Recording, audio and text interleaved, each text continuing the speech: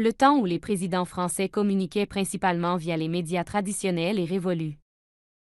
Aujourd'hui, les réseaux sociaux tels qu'Instagram, YouTube et TikTok ont pris une place prépondérante dans la communication de l'État.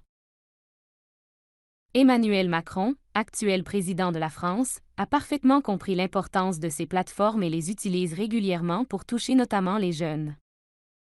Il n'hésite cependant pas à critiquer les dérives de ces réseaux sociaux, notamment TikTok, qu'il accuse de pousser des contenus inappropriés et de provoquer une addiction chez les jeunes. Il a même accusé la plateforme de faire de la propagande russe cachée pendant le conflit ukrainien.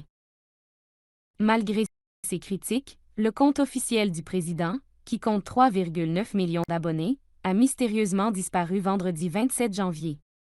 Pendant environ 3 heures, la page du chef de l'État a été inaccessible et a affiché les messages compte interdit ou ce compte est introuvable. Les internautes se sont alors amusés à spéculer sur les raisons de cette sanction. TikTok n'a pas donné d'explication officielle, mais le compte a finalement été rétabli. On ignore donc encore s'il s'agissait d'un simple bug, d'une publication problématique ou d'une petite revanche.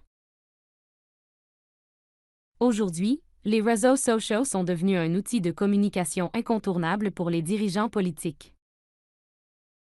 Des plateformes comme Instagram, YouTube ou TikTok permettent aux présidents de s'adresser directement à leur public, sans passer par les filtres de la presse traditionnelle.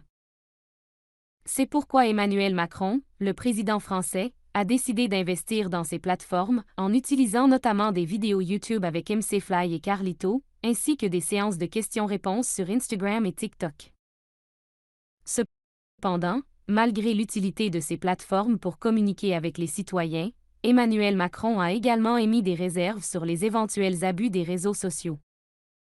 Il a notamment accusé TikTok de pousser du contenu et de provoquer une véritable addiction chez les jeunes. Il a également accusé la plateforme de mener une propagande russe cachée pendant le conflit ukrainien. Malgré ces tensions, le compte officiel TikTok d'Emmanuel Macron comptait 3,9 millions d'abonnés avant de disparaître mystérieusement pendant 3 heures le 27 janvier. Les internautes se sont alors demandé ce que le président avait bien pu faire pour subir une telle sanction. TikTok n'a fourni aucune explication, mais le compte a finalement été rétabli. Ce petit incident souligne l'importance des réseaux sociaux dans la communication politique, mais aussi les risques qu'ils peuvent comporter.